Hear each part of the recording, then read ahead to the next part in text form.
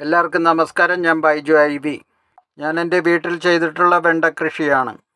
ഏത് കാലാവസ്ഥയിലും നല്ല രീതിയിൽ പിടിക്കുന്നതാണ് വെണ്ട. എല്ലാവർക്കും ഇതുപോലെ ചട്ടിയിലോ ഗ്രോ ബാഗിലോ നടാവുന്നതാണ്. ഇത് നല്ല ഉയരത്തിൽ വളരുകയും ശരിക്ക് വിളവ് കിട്ടുകയും ചെയ്തു. ഇതിന് കീടനാശിനിയായിട്ട് ഉപയോഗിക്കുന്നത് പുളിപ്പിച്ച കഞ്ഞിവെള്ളം 1/2 ലിറ്റർ, 5 മില്ലി വേപ്പെണ്ണ, 2 സ്പൂൺ മഞ്ഞൾപ്പൊടി, ബാക്കി വെള്ളവും കൂടി ചേർത്ത് മിക്സ് ചെയ്ത് സ്പ്രേ ചെയ്ത് കൊടുത്താൽ മതി. ഇത് ഒന്നിരാട ഉപയോഗിച്ചാൽ വളരെ നല്ലതാണ്.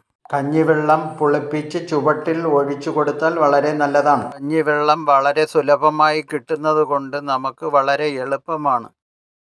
ഇത് ഹൈബ്രിഡിൽപ്പെട്ട വെണ്ടയാണ്. വെണ്ട പലതരം ഉണ്ടെങ്കിലും ഇതിന് വളമായിട്ട് ഉപയോഗിക്കുന്ന എല്ലുപൊടി, വേപ്പൻ പുണ്ണാക്ക്, ചാണകപ്പൊടി മണ്ണുമായിട്ട് മിക്സ് ചെയ്ത് പോട്ടി മിക്സ് ഉണ്ടാക്കിയാണ് നട്ടിട്ടുള്ളത്.